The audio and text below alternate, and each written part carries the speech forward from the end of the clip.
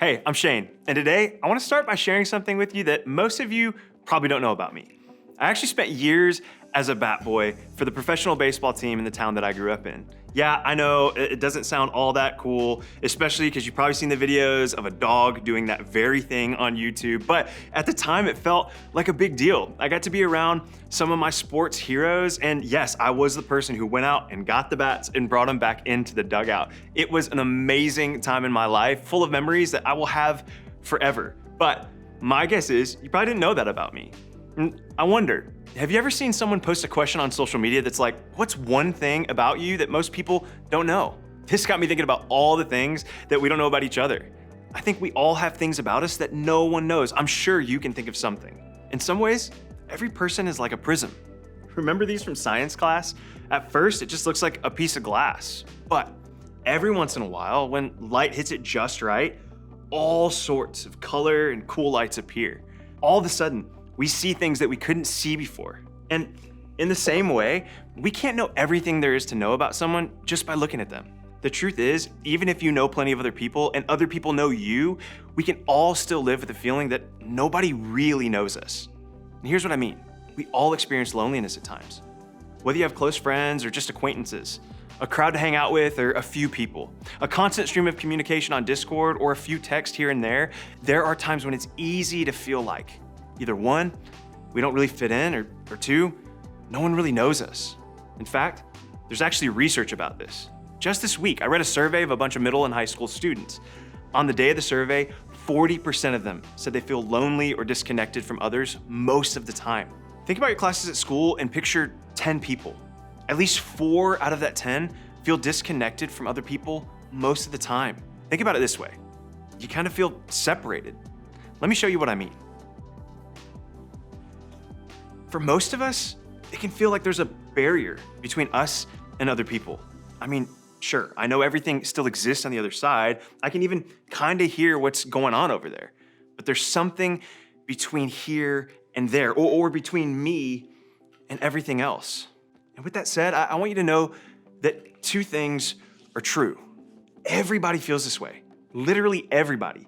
The popular person, they feel lonely and disconnected at times. The person with a lot of friends, them too. The dating people, yeah, they do as well. And this isn't just a teenager thing. Every adult in this room would tell you that we experience it too. The feeling that we're disconnected or somehow separated from others is pretty common for most humans. And then second, we're all pretty sure that it's not supposed to feel this way, aren't we? Isn't there something in us that feels like we're not supposed to feel disconnected from others? Something in us tells us that we're not meant to live feeling alone or like an outsider. I can't explain it, but we feel it. We weren't created to live like this. And sometimes we can feel that way about God too. For some of you, you feel, or maybe you've even been taught that God is close to you and cares about your life. But there's others of us who've been taught or felt like God is far away or distant or cold or just this abstract thing out there, which isn't helpful when you're already feeling disconnected from other people. The idea of Jesus, it sounds nice, but let's be honest. As incredible as it is to know that Jesus died on a cross for my sins, it doesn't always feel helpful when I'm disconnected from everyone and alone on a Friday night. It doesn't always make us feel better when we want to be known and we want to feel connected beyond the surface level interactions that we have with other people. In the same way that people are like prisms, Jesus is too. When you take another look beyond what you know about Jesus on the surface, there's so much more than meets the eyes. Not to mention, a lot of people have ideas about who Jesus really is and why he came to earth. Those conversations, they come up a lot, especially around this time of year, because Easter is when we celebrate the moment and the meaning of Jesus' death and resurrection. So, to kick off this Easter season, we're gonna go right to that moment, the end of Jesus' life. But first, let's talk about the culture and the community that Jesus lived in. See, Jesus lived in ancient Israel, and he grew up in a 1st century Jewish culture, which is just a fancy way of saying that the people that Jesus was around every day were very religious. I mean, really religious. A huge part of life for them was this building that was called the temple. We're gonna talk about that for a minute because it'll help us see something incredible about Jesus a little while later. See, the temple was basically the core of Jewish religious life. However, Religion was a part of all aspects of their lives. What they ate, the rules that they followed, how they dressed, and even how they treated other people. And because of that, the temple wasn't just a building that you went to occasionally, like a church. It was the hub for community and culture in their society. Different parts of the temple were for different people. For example, if you weren't Jewish, you had to stay on the outside area. Or women, even if they were Jewish, they could only go in so far. Jewish men could go inside, but certain places were off limits if they weren't part of the religious order, kind of like being a part of a really special staff. Priests could go in most places, but only on certain days. The whole thing was built so that people kept their distance from the center of the temple. This was a place called the Holy of Holies. It was sectioned off by a curtain. In fact, even the most important priest was only allowed to go behind the curtain one time per year. Why? Well, this area, it was a reminder of God's presence in heaven and on earth. And the curtains, they represented the separation between God and humans. It kept separate what was sacred. It was kind of like a large museum. There are some things that people were allowed to touch and interact with, but the most valuable stuff, it was behind glass. There was no way that you could even get close to it. That's kind of how the temple worked. And the Holy of Holies was like that part of the museum that no one could even enter. Okay, so the point is, the culture that Jesus lived in had a lot of separation. That sense of disconnection that you and I have wasn't just a feeling for the Israelite people, it was a physical reality. People were separated from each other, and they were separated from the place that represented the presence of God. So, how do we get from that to Easter and this whole Prism idea? Many Jewish people hoped that Jesus would help the Jews conquer the Roman oppressors by leading an uprising and trying to gain power. Instead, the opposite happened. The Romans arrested Jesus for made-up reasons. They took him through a shady court system that framed him and then sentenced him to death.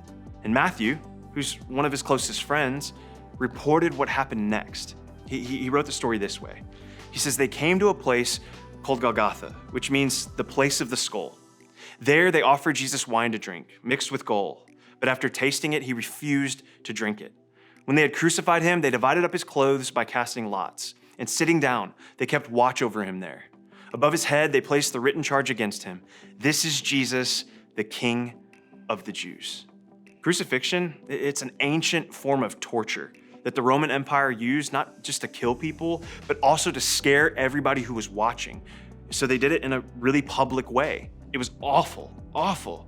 And not only was Jesus brutally murdered, but the people who did it mocked and insulted him in the process.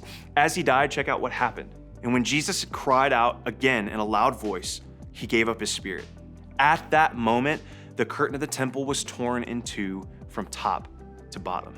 Remember that curtain? The one that separated God from everybody else? It was ripped apart, torn from top to bottom. I mean, how did God do that?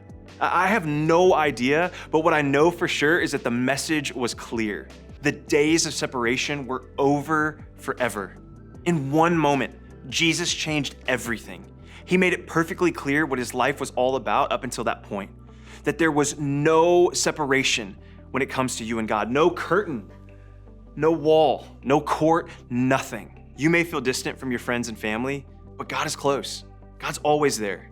You might feel like other people don't know you or want to be close to you, but God does. You may feel like you have to be good or well-behaved to be around God, but you don't. Nothing you do or don't do can separate you from having access to the God who loves you. Jesus turned the world upside down. He defeated death, and he tore the curtain from the top to the bottom to prove to you and to me that we are meant to be close, not separated or alone. Think of it this way. One of the things that Jesus wishes you knew and never forgot is this: you can be close to God. You may feel disconnected from everyone else around you, but you never have to be disconnected from God.